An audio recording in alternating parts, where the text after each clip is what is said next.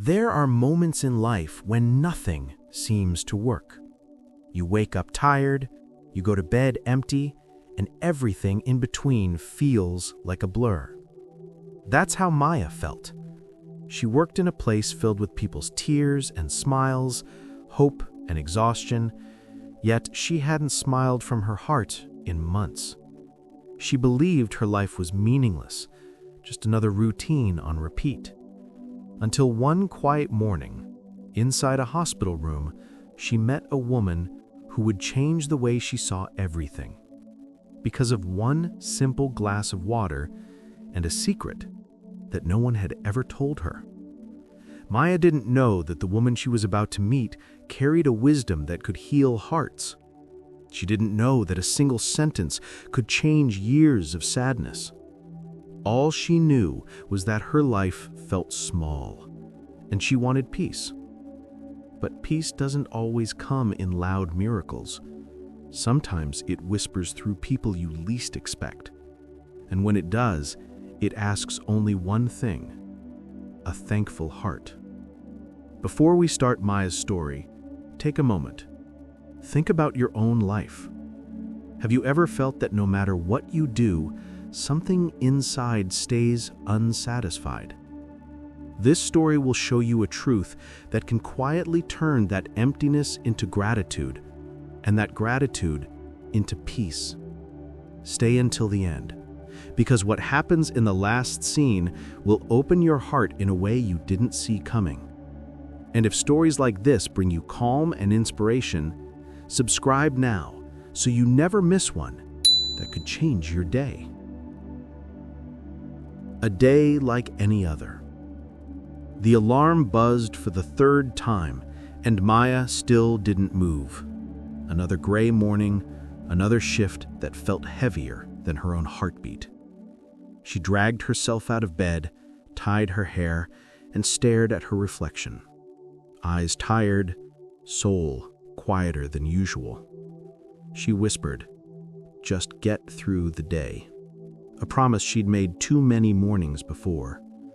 The sky outside was soft and colorless, matching the way she felt inside. Nothing about this day seemed different, but it was. At the hospital, the same hallway lights flickered above her. Machines beeped, phones rang, nurses hurried with charts and coffee cups. Maya tried to smile at her coworker Jenna, who handed her a file and said, "Another long day, huh?" Maya shrugged. "Yeah, another one." Her words carried the kind of exhaustion that even sleep couldn't fix. As she walked through the corridor, she noticed how each person seemed to carry a piece of pain. A worried father pacing, a child holding a teddy bear too tight, a woman praying softly near a window. Maya thought, everyone here is fighting something, including me. But she didn't have the strength to fight anymore. She just wanted peace. A quiet kind of peace that didn't depend on good days. She had no idea she was about to find exactly that, just not in the way she imagined.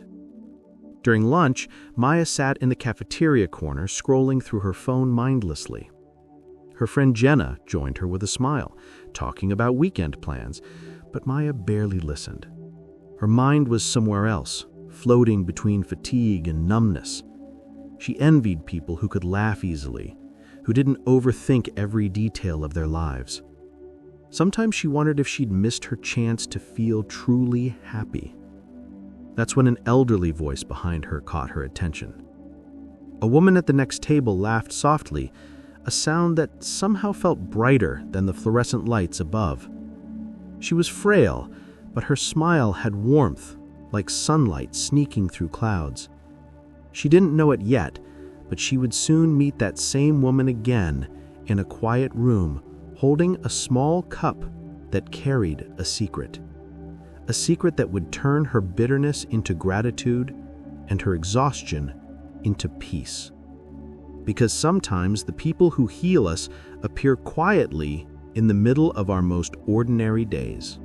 And that's exactly where Maya's story begins. The patient with the smile. That afternoon, Maya received her new list of rooms for checkups. Most names were familiar, but one stood out. Room 207, Mrs. Adler. The note said she was recovering from surgery, calm and cooperative. Maya sighed. At least one easy case, she muttered, half to herself. When she pushed the door open, she found a small, fragile woman sitting upright, her silver hair tied nightly, a soft glow of calm on her face. The room smelled faintly of lavender, and on the bedside table sat a simple glass cup, not with water, but filled with tiny flowers in different colors. Mrs. Adler looked up and smiled as if she had been waiting just for Maya. "You must be new here," she said gently. Maya nodded, checking her vitals without much interest. "But just another long day, ma'am."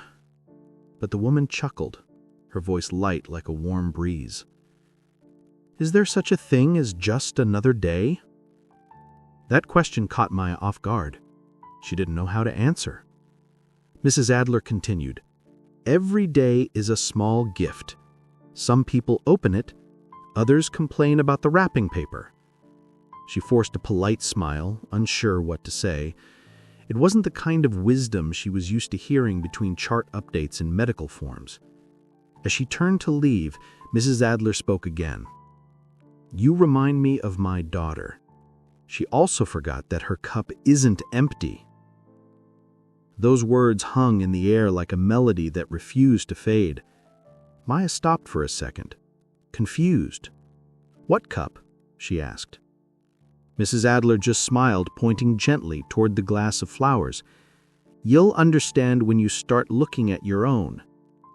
It was such a strange thing to say that Maya almost laughed, but something about her calm tone made her heart pause for a moment. Later that night, while driving home, Maya replayed the conversation in her head. "Your cup isn't empty." What did that even mean? Her life felt empty, her job, her relationships, her hope. But the way the old woman said it made it sound like a truth she hadn't yet discovered. As she parked her car and sat in silence, the echo of that sentence grew louder. What if the problem wasn't that her cup was empty, but that she had stopped seeing what was in it? The cup of water.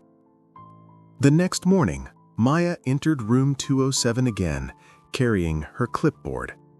Mrs. Adler was awake, humming softly as sunlight poured through the half-open blinds. On the table beside her, the same glass cup stood there, but now with one more flower, fresh, yellow, and bright like morning itself. Maya tilted her head. "You add a new one every day?" she asked. The woman smiled. "Every morning I thank God for something new, and the flower reminds me of it." Maya frowned slightly. "You do that even here? In a hospital?" Mrs. Adler nodded, eyes twinkling. "Especially here. Gratitude grows best where it's hardest to feel." She lifted the cup with trembling hands, admiring the colors as if they were treasures. "This little glass holds my peace," she said softly. Maya half smiled, unsure whether to admire her optimism or call it denial. Still, she couldn't look away from that fragile cup that somehow looked fuller than her own life. As the day went on, Maya found herself glancing back toward room 207. Between patient rounds, she would peek through the doorway, watching the old woman write short notes in a small notebook beside the flowers. On the page, Maya caught glimpses of words like sunlight, warm tea, and laughter. It was so simple, yet strangely beautiful. Is this what peace looks like? Maya wondered. During her break, she joined Jenna in the lounge, who was venting about overtime hours. Normally, Maya would have joined in, but this time she stayed quiet. Her mind replayed the old woman's voice. Gratitude grows best where it's hardest to feel. She looked down at her coffee, noticing the warmth in her hands, something she hadn't done in months. For a moment she just breathed, feeling the smallest flicker of calm. When Maya returned to room 207 later that afternoon, Mrs. Adler was asleep. The cup of flowers stood by the window, glowing in the soft sunset light.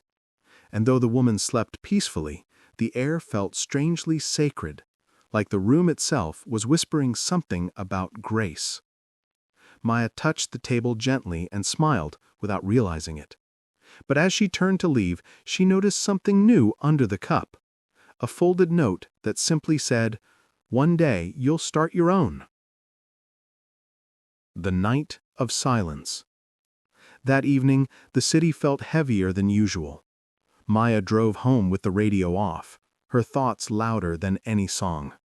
The streetlights stretched across her windshield like fading hopes she didn't know how to reach. Her apartment was small and quiet, too quiet. She dropped her bag, kicked off her shoes, and stood still in the kitchen. On the counter, a single empty glass waited beside the sink. Her eyes lingered on it for a while. It looked like any other cup, ordinary, meaningless, but her mind replayed Mrs. Adler's words again and again. "Every morning I thank God for something new, and the flower reminds me of it." Maya exhaled, almost laughing. "Gratitude? For what?"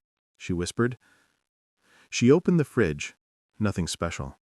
She closed it and leaned her head against the door, whispering, "I'm just tired." She sat down at the table with a small notepad she used for schedules and bills. The pages were full of things she had to do, but none of what she wanted to feel. She thought about trying what the woman said, writing down something she was thankful for. But the pen felt heavy, like her heart had forgotten how to say thank you. Minutes passed in silence. Nothing came to mind. It was the first time she realized how far she had drifted from peace. Then a thought appeared, small, fragile, but real. "I'm thankful I got home safe today." She wrote it down hesitantly, like testing a language she hadn't spoken in years. Then she added another, "For the roof over my head." The list was short, but her eyes softened a little. For the first time in a long time, her silence didn't feel empty. It felt sacred. As she got up to put away the notepad, her eyes fell again on the cup. Without knowing why, she filled it with water and placed it by the window. The moonlight reflected off its surface, casting soft patterns on the wall. Something in that quiet scene made her chest feel lighter. It wasn't happiness yet, but it was the beginning of it. And deep down, she sensed that this was only the first step towards something beautiful. The first flower.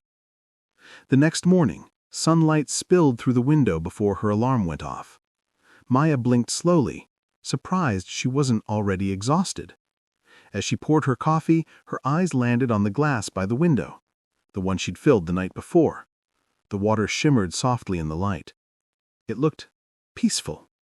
She smiled faintly and thought, maybe peace begins smaller than I imagined. Before heading for work, she stepped outside and noticed a small patch of grass near the parking lot. Among the weeds, a tiny white flower had bloomed overnight. On impulse, she bent down, picked it gently, and placed it in her bag.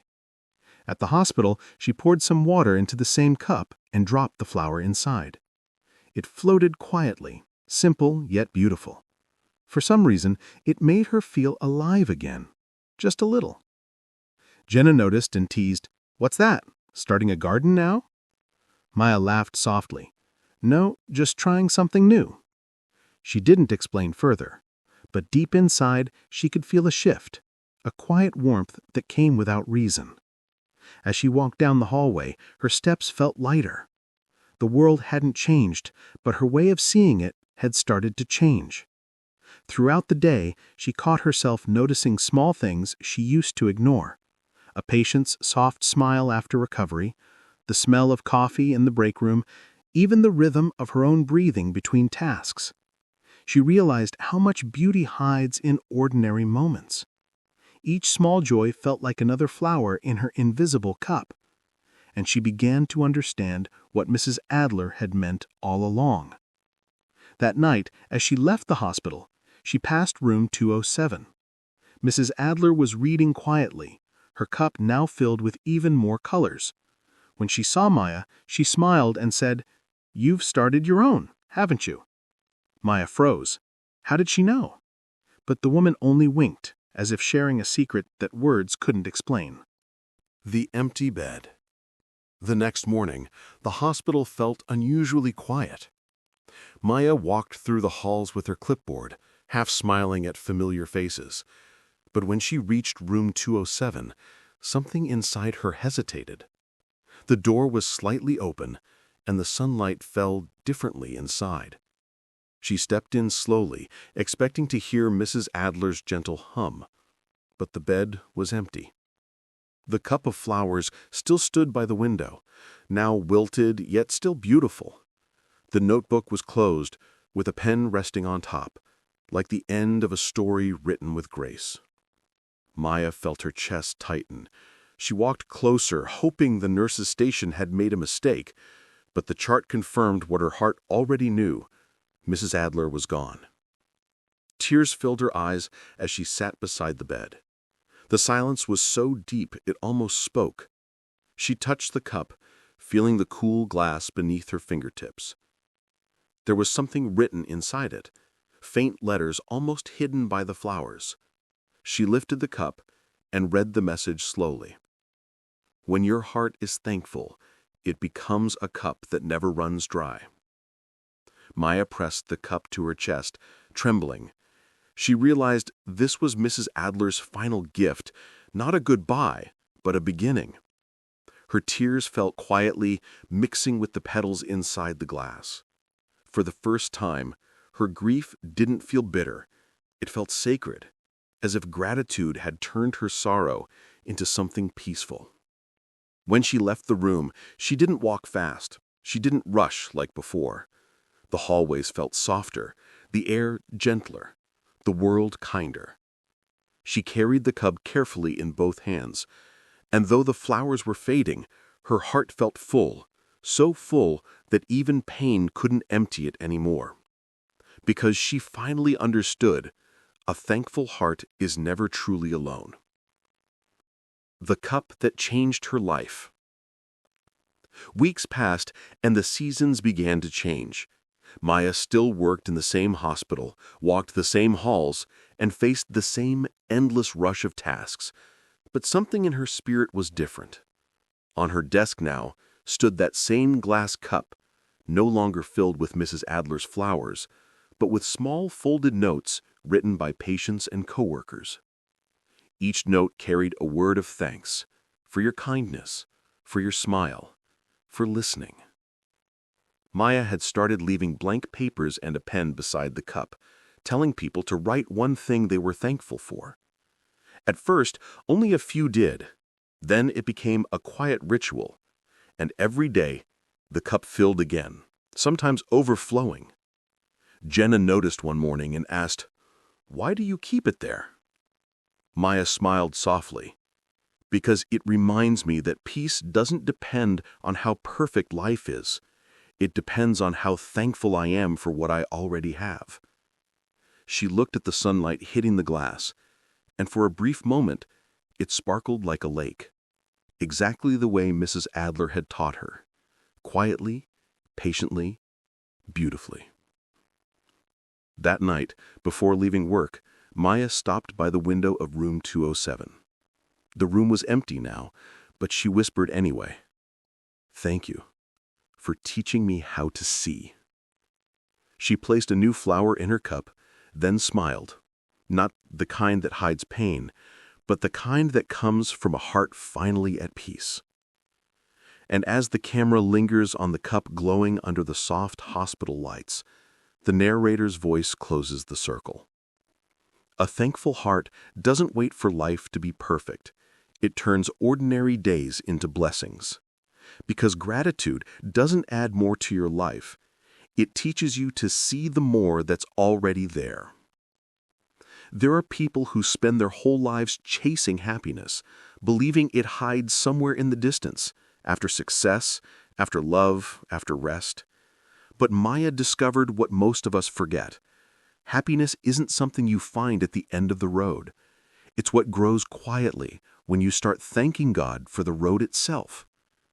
Every morning now, before touching her phone, she whispers one simple word: thank you.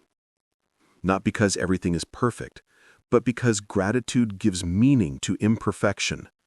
And that single habit, that single heartbeat of thankfulness, can turn anxiety into peace and ordinary moments into miracles.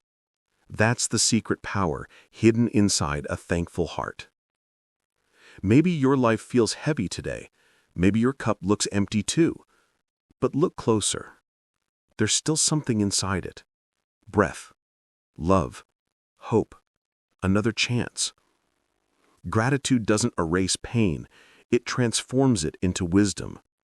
It teaches you that peace doesn't come from having more, but from seeing more deeply the gifts you already hold. If this story moved something inside you, write in the comments, "I choose gratitude today." And before you go, watch the video that's appearing on your screen. It will help you discover another story of healing and inner peace. Subscribe now for more stories that fill your heart with light and remind you that peace begins with a thankful heart.